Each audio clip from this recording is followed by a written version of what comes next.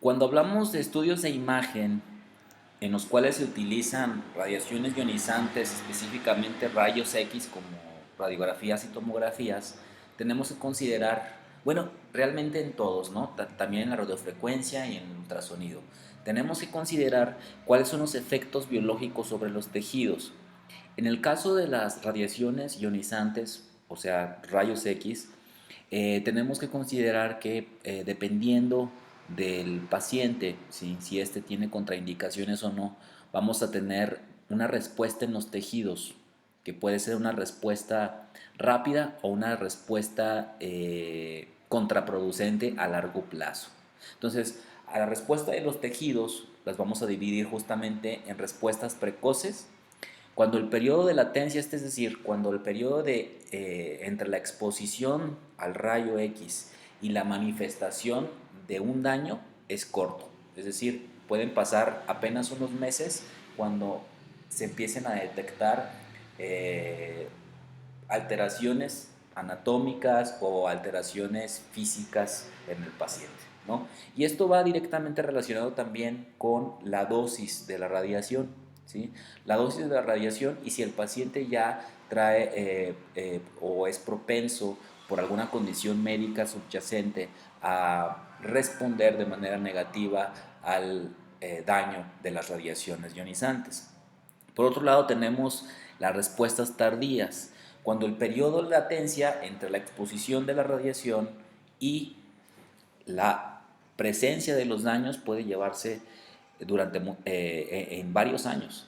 Esto sucede, por ejemplo, en las personas que están expuestas a estudios radiológicos de manera constante, es decir, los mismos radiólogos, por ejemplo, o las personas que tienen que estarse sometiendo periódicamente, pacientes que tienen que estarse sometiendo periódicamente a estudios de imagen de control, ¿sí? Entonces, pueden generar efectos tardíos secundarios principalmente a la radiación ionizante.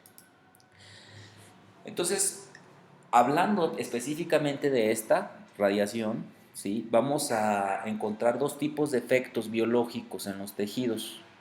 Uno de ellos va a ser el que se va a conocer como efectos estocásticos o probabilistas y luego vamos a tener efectos deterministas.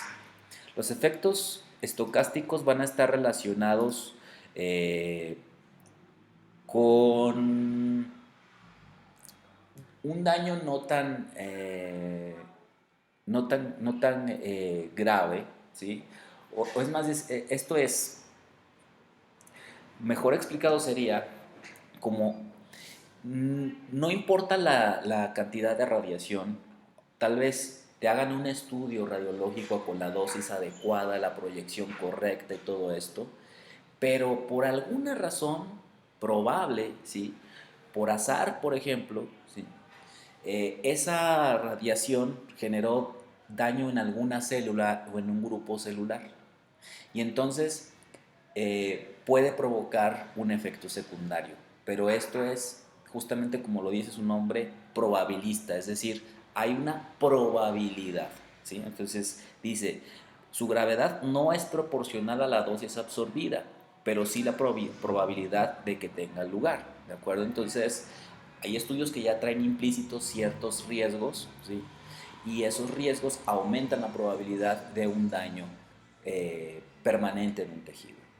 Por otro lado, tenemos los efectos deterministas que van muy relacionados con la dosis del estudio, es decir, si la dosis de radiación es muy grande o el tiempo de exposición es muy prolongado al estudio, ¿sí? Se puede tener una consecuencia fatal, ¿sí? Consecuencia de la muerte de un gran número de células en un tejido u órgano, de tal forma que aquí sí vamos a encontrar una dosis límite que nos impida pues que se lleven a cabo este tipo de problemas. Entonces, por un lado tenemos los efectos estocásticos, que no necesariamente tienen que ver con la dosis, sino con alguna probabilidad del mismo tejido a producirse el daño, porque dijimos al final de cuentas todos los estudios tienen sus pros y sus contras, y los efectos deterministas que sí van a estar relacionados con la dosis, ¿sí? De la radiación, que te va a pasar o te va a pasar, ¿sí? entre mayor dosis, mayor probabilidad de generar muerte o daño a un tejido vivo.